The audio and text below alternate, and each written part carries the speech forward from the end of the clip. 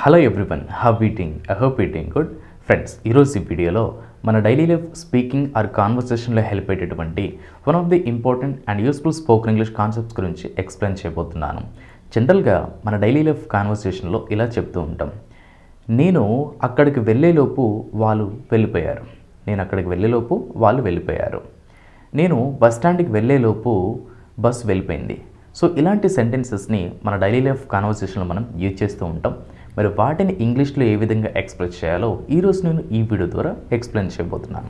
So friends, ఏదైనా ఒక పని జరిగేలోపు మరొక పని జరిగింది. ఏదైనా ఒక పని జరిగేలోపు గతంలో మరొక పని జరిగింది.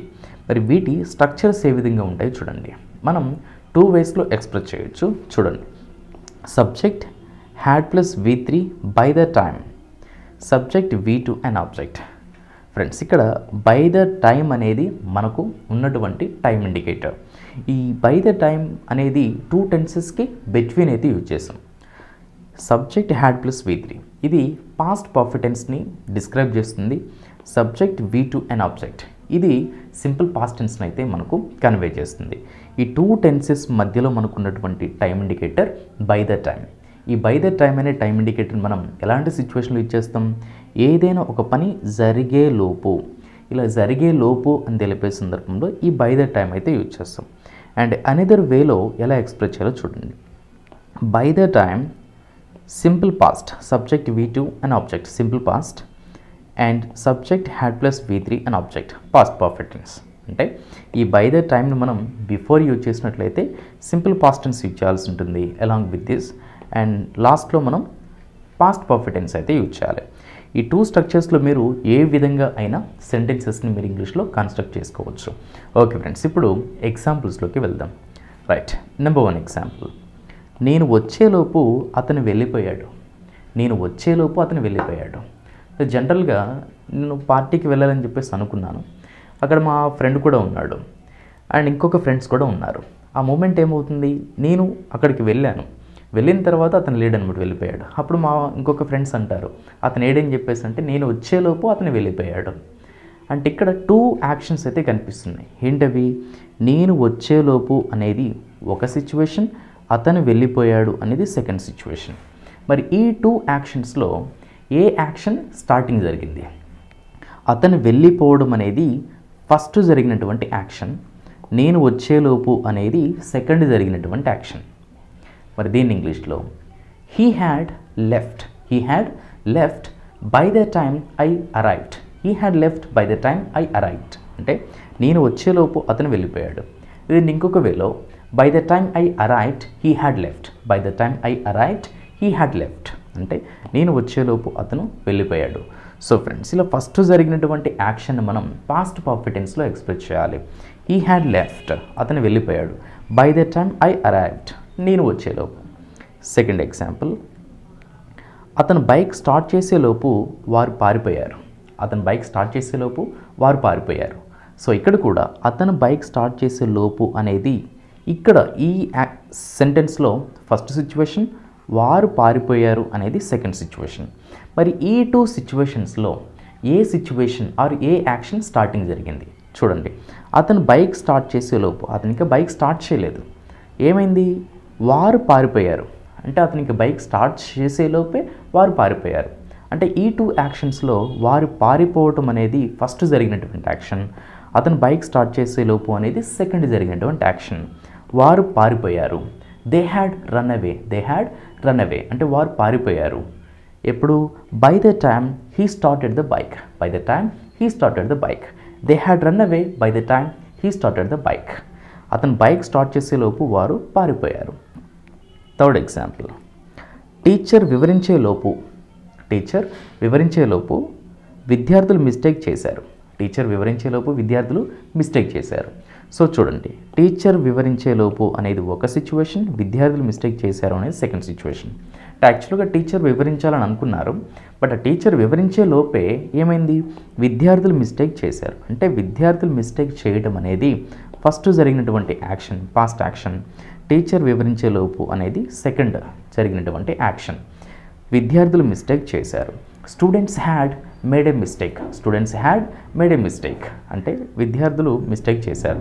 Are students had mistaken. Students had mistaken by the time teacher explained. By the time teacher explained అంటే టీచర్ వివరించేలోపు విద్యార్థులు మిస్టేక్ చేశారు.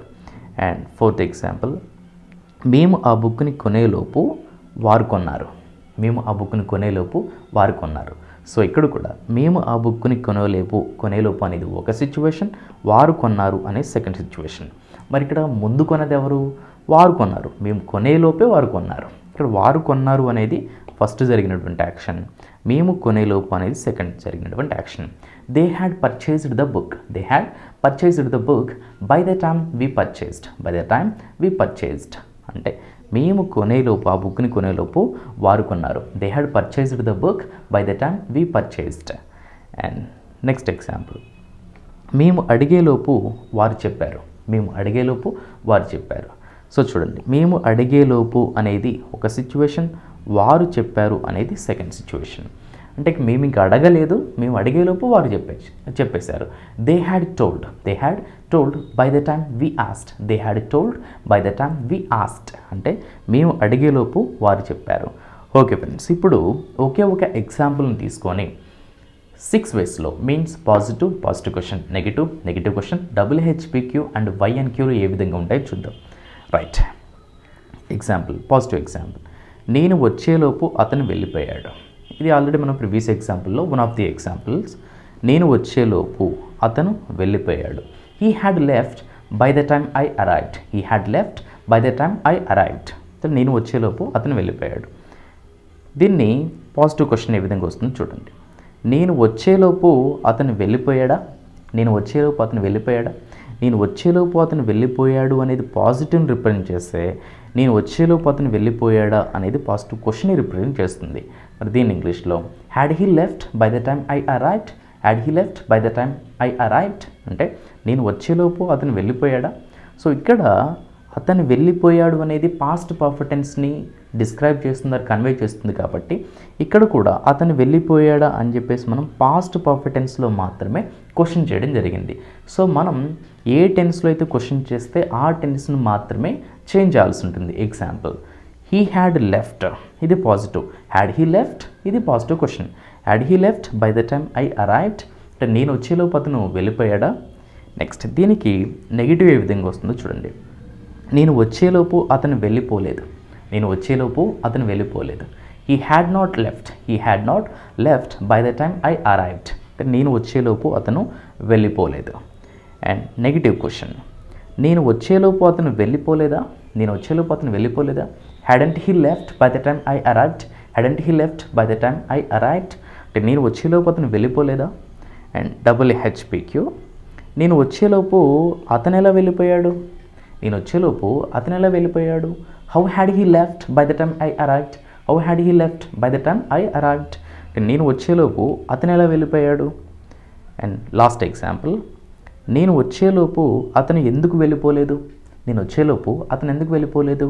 Why hadn't he left by the time I arrived. Why hadn't he left by the time I arrived అంటే నేను వచ్చేలోపు అతను ఎందుకు వెళ్ళిపోలేదు.